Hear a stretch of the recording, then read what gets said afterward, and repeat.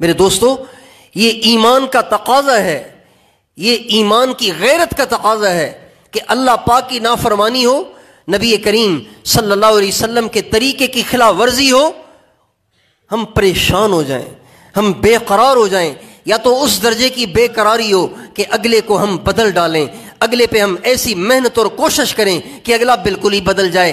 یہ کرنے کی اتنی ہمت نہیں ہے، اتنی بے چینی اور بے قراری حاصل نہیں ہے تو کم از کم زبانی سے سمجھائیں، زبان سے بھی سمجھانے کی ہمت نہیں ہے تو کم از کم برائی کو برائی دل سے تو سمجھیں۔ یہ ایمان کا تقاضا ہے۔ جب دفتر جا رہے ہوتے ہیں کتنی نافرمانیوں کے پاس سے گزر رہے ہوتے ہیں، جب دکان پہ جا رہے ہوتے ہیں کتنی نافرمانیوں کے پاس سے گزر رہے ہوتے ہیں، ہمارے گھر میں کتنی نافرمانیاں ہو رہی ہیں، ہمارے گھر سے باہر کتنی نافرمانیاں ہو رہی ہیں، ہمارے پڑوس میں کتنا اللہ پاک کو ناراض کیا جا رہا ہے۔ ہمارے بھائی صاحب فرماتے تھے کہ جب کبھی تم کسی نافرمانی کے پاس سے گزرو نا تو کم از کم یہ ضرور کہو، اے اللہ میں اس پہ راضی نہیں ہوں، مجھے یہ پسند نہیں ہے۔ میرے دوستو، آج میں اور آپ اپنے غور کریں کتنی بے حسی ہے۔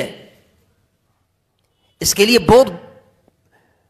لیے ایک اور لفظ استعمال ہونا چاہیے، وہ لفظ استعمال کرنا اچھا نہیں لگ رہا۔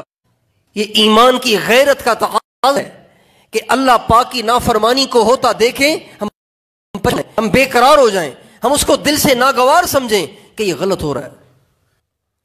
آج اگر کسی نافرمانی کی طرف کسی کی توجہ دلاؤ، کہتے ہیں پھر کیا ہوا، پھر کیا ہوا، کیا ہو جائے گا، پھر کیا ہوا، کیا ہو جائے گا۔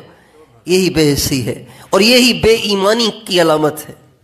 یہ بے ایمانی کی علامت ہے کہ اللہ پاک کی نافرمانیاں اور سنت کی خلاف ورزی ہوتی دیکھ کر ہم پریشان بھی نہ ہوں۔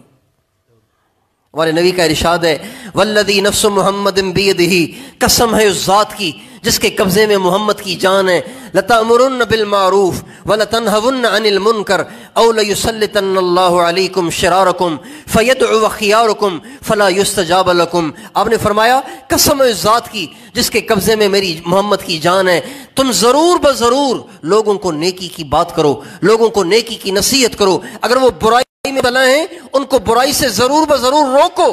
اگر تم یہ نہیں کرو گے اللہ پاک تمہارے بدترین لوگ تم پہ مسلط کر دے گا، پھر تمہارے نیک دعائیں کریں گے لیکن ان کی دعائیں قبول نہیں ہوں گی۔